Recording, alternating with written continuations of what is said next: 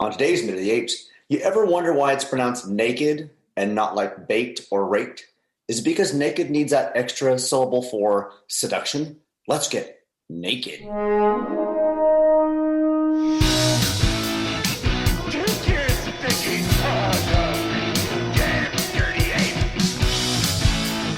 Exercise would an ape make a human down? It talks. Nothing is of the divine bound. We are determined to know what the apes want, war or peace. The only good human is a dead human. And if it is man's destiny one day to be dominated, then, oh, please, God, let him be dominated by such as you.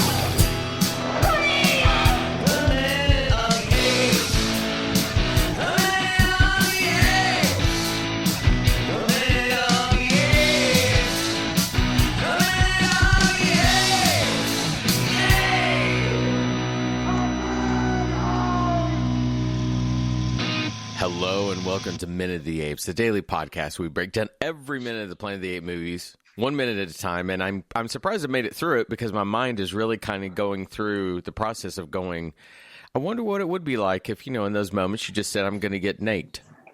I'm going to get naked. Yeah. I'm gonna get baked. I'm going to get baked. I'm going to get raked. I'm going to get fucked. Wow. I don't even know how to segue into a movie about apes at this point. I'm gonna get Ape-ED. Yeah, my ape mind is so elsewhere at this point. All right, minute 71. Do we have any other weird things about words that we want to start the week with, or can we just go ape? Let's go Ape-ED. Ape-ED. All right, Sean, tell us what's going on with minute 71. Of the extended version of Conquest of the Planet of the Apes.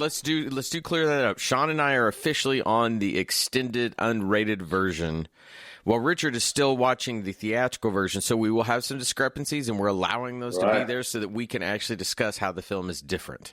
So Sean, tell us what you can. All right, we're starting minute 71 with units 4 and 6 using their tried and true method of no, home, and ends with fire. All right, we're going to listen to the unrated version. So here's the extended. Well, technically, it's the unrated is what I saw as the official listing within the catalog system. They don't call it the extended. It's unrated. Anyway, that version, here we go. Minute 71, Conquest of the Planet of the Apes. No! Home! Home!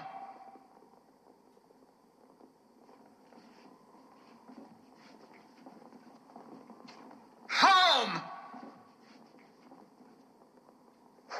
Aim!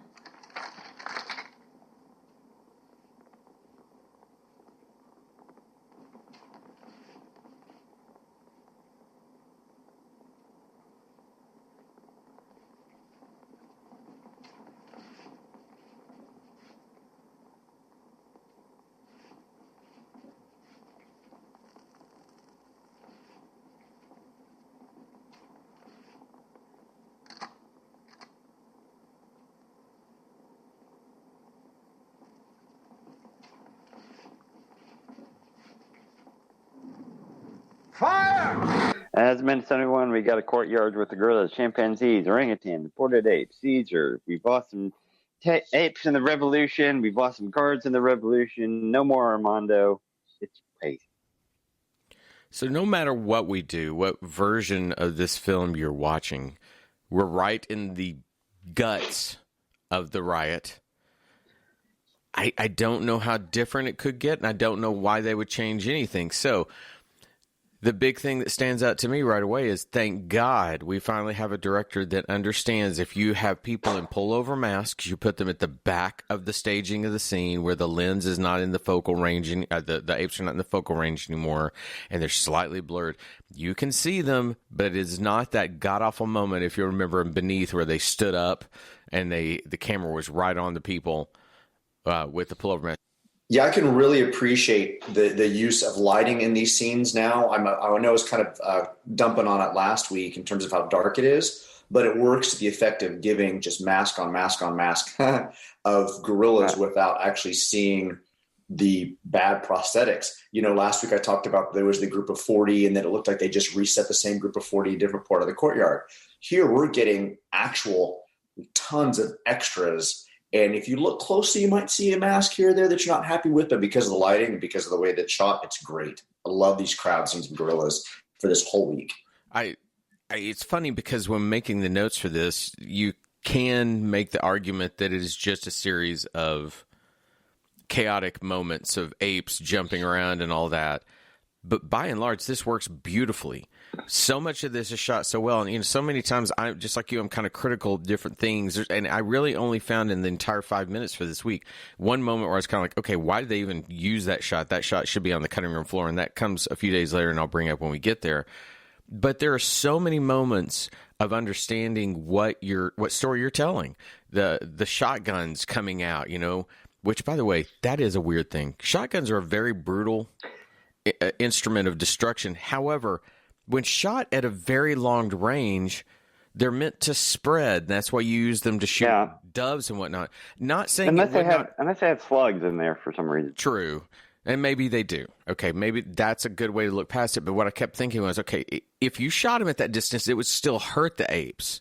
But if your intention is to bring them down, I'm not sure that a shotgun is the most effective thing at, 80 feet to be shooting at someone.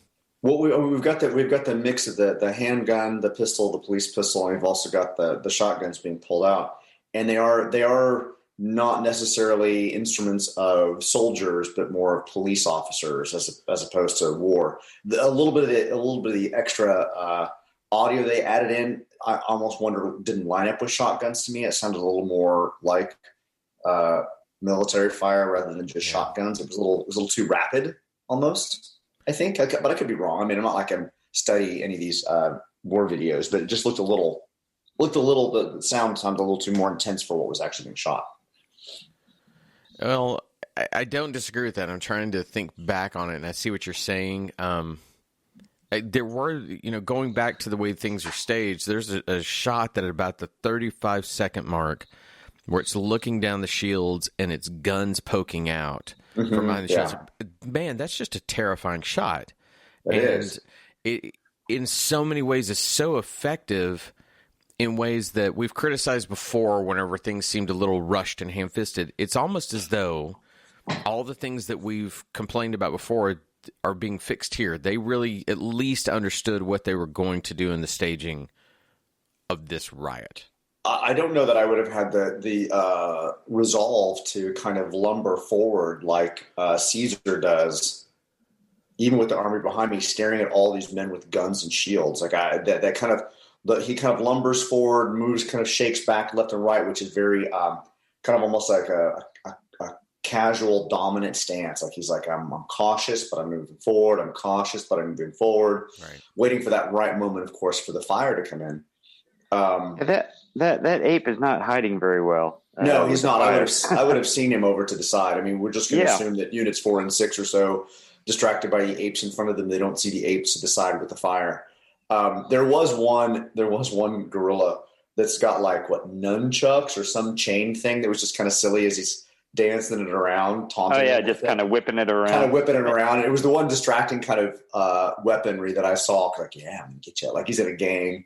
It was a little weird. It was just a little unusual. I do think, to your point about the way they edge forward, this would have been a really nice area for Caesar to be the only person to step ahead of the group, almost like, taunting the police. The rest of them hang back, and that might also say why the police don't go ahead and shoot, is because it's just one solitary ape. But then at the end of the moment, and I know I'm jumping to the moment, we get Caesar nod, so we know something's set up and ready to go. But I think if he had stepped forward with the nod, and even he wouldn't even have to look over here, which the soldiers would follow his gaze if he had just simply nodded and said now or something. Everybody could have rushed forward. The attack could have come from the sides. That's my only complaint with this, is I kind of wish this was a Caesar moment instead of a crowd moment. I kind of had that same note too. I had, okay, we should be hearing the apes making some noise. I wanted to know why it was so quiet. And then more tension would be they tooting and hollering, and then Caesar raises his hand, and they all go silent, and then that's when the fire could get thrown or whatever. Right. I mean, we talked about last week having Caesar be the one to walk across the bridge solo at first, Right. Mm-hmm. and then every his soldiers coming up and behind him from underneath and around.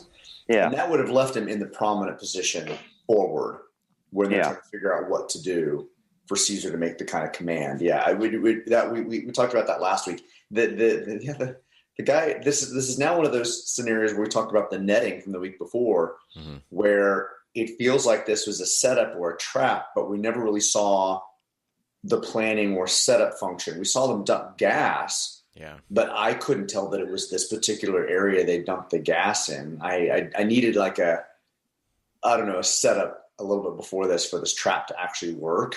Right. We know they dumped gas. We just didn't know where, and I guess this was where they were in anticipation of this fight. You know, in all the setups, I'm sitting here thinking, how would Caesar know what the troops are doing so he could form an attack? You could have made him seem brilliant if, while he's in the main command center, if he overhears their planning on something, we'll make sure that these are stationed at this and this and this, and he looks at the map, and then hard cut over to him with the apes with a very crude map. They're going to have troops at this point and this point. We could be, he's starting to strategize. I wish we'd seen that. So then when they were collecting all the weapons and everything, that's when you should have been seeing that. That's right. If you've seen him strategize, then if he steps forward in these kind of things and raises a hand or says now, or even, I know you're saving his speech for the end of the movie, and we can feel that coming. He could have even just said apes now or something like that. Just boom. And that's the only thing to me that's missing in this moment that really makes it go to that next level. Wow, I think I just ended the minute. You just killed it. Woohoo! I win. So go ahead. I get to get naked. You get to get naked, Yes. Aped and naked. So we get the fire. I wish the mask on that blue gorilla had been just a tad better.